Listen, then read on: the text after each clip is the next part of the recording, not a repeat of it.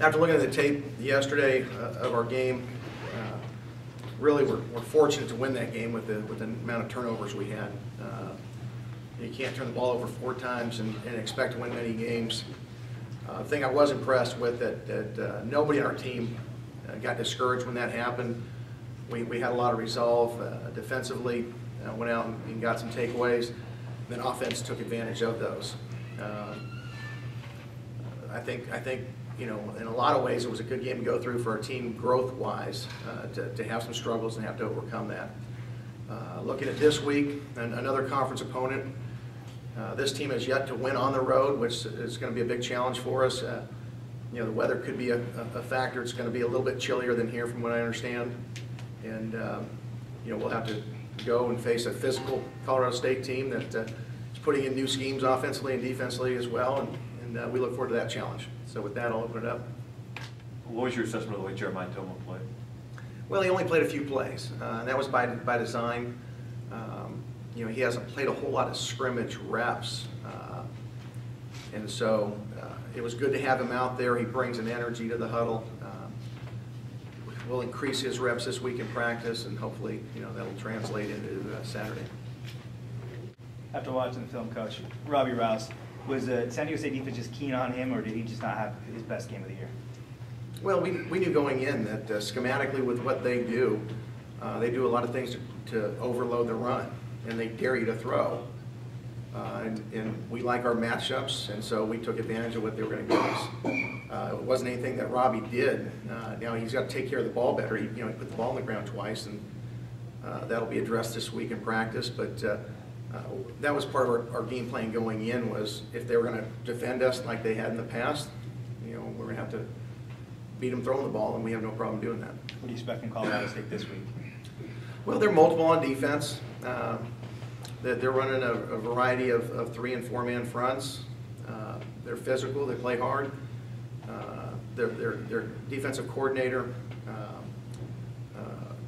does a good job. He was at Wyoming for a long time and did a great job there. He's known to have some physical, tough pressure teams, and Colorado State's kind of following that mold right now. Coach, your defense leads the nation in turnovers and interceptions. PJ's here, everybody. Are you a little surprised about the fast turnaround you've been able to get from a defense that wasn't even close a year ago? I don't know if surprised is the word. It's something we emphasized since day one. I think Nick Toth and our defensive staff does a great job of teaching and sort of. Our guys play fast and they attack the football. I wouldn't say I'm surprised. The number has been good. We've got good players on defense. Philip's done a tremendous job of adapting to our scheme, and he's playing fast. And when you play fast, you can make plays, and he's obviously doing that. You guys did a lot better on 3rd down in this game, and the one that stands out, I think, with Robbie catching that pass and turning it into a 1st and 21-yard gain. Was there a play more significant than that, do you think, in that game, because of when it happened and what had happened before? No, that was critical. It's no secret we've struggled, offensively on 3rd down converting, and I think we were 50% the other day, and that was a big one. Anytime the momentum, has swung so far the other way, we needed something to get going, and making a play like he did, making guys miss and getting the first. He's always gutty. He may not have run, for as many yards as what some people might have liked. He finds ways to win football games, and that's why I really like him.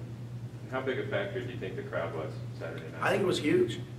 I think because of the way we started the first couple of games, people were a little bit shocked early, as the coaches were. When we're down 14-0 and 21-7, it was a little bit quiet. But as our guys made plays, they got into it and really helped the momentum swing the other way. And so I was really pleased that the Red Wave showed up in the manner it did, and hopefully that'll continue as we go through the season. Were you impressed by the number of football alums that were there forming that tunnel before the game? Yeah, that was awesome. I think Kevin Jordan did a great job in organizing and reaching out to classes for the last 20, 30 years, and to see their response was really inspiring, not only to our staff, but our players. As they ran through, they were fired up to see, guys like, Ron Rivers and Michael Pittman and just numerous other guys.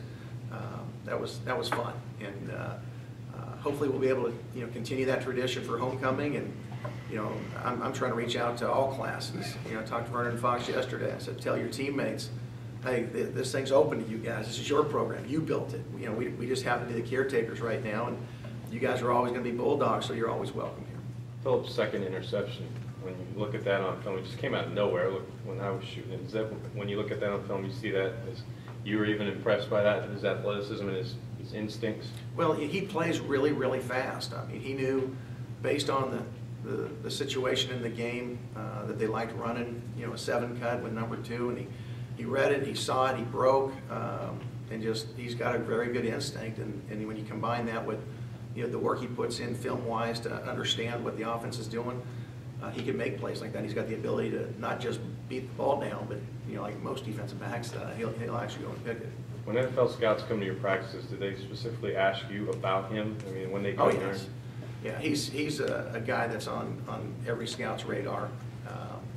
Obviously they're looking at Robbie and they're looking at Phillip, and while they come and they look at practice and they want to see what they look like physically, the big tail is watching the tape, and he's putting some good tape out there. You've had a few guys change positions and even go to the other side of the ball. We saw Matt Akers in there blocking a few times. How much fun is that to see a guy who's been in the program that long and find another way to contribute? Well, I really like Matt. He's a guy that he started a year ago in a 4-man front scheme, and it's not his fault that things happen, but his skill set didn't match up. We tried to force him to a couple different positions, and just wasn't a great fit. And he never complained. He worked his tail off. He does things right. And so when I talked to him last spring, I said, Matt, we're going to try to find a role for you, and we know you're a tough guy. And so we've tried to fit him into one of our offensive packages where he plays like an H-back, fullback type, and he's doing some good things. And we're going to continue to look at other guys in those kind of roles. He's still got a little ways to go there, but I'm happy for him that we can find roles for guys, especially in his senior year, to hopefully help this football team, and I think he will. You talked a lot last week about the 9 drops, 5 of them on 3rd down against Tulsa. How much improvement did you see? I don't believe we dropped one the other day, so I mean that was a big-time improvement. Really pleased with how we practiced last week, and that's the key. The week before, we had some sloppy practices, and we got that straightened out last week, and the results showed. I think having Rashad back gave our guys a little bit more juice. I think Victor Dean's been practicing better, and it's good to see him get back involved with things. And if we continue to improve, we'll have a very strong, very deep group of receivers to count on. After 1 month of football, you're at 3-2. Is that what you envisioned? Did you envision 4-1? I envision 5-0. I don't go into a season thinking anybody's going to beat us. You're realistic as a coach, and sometimes you're at a place where that's just not going to happen.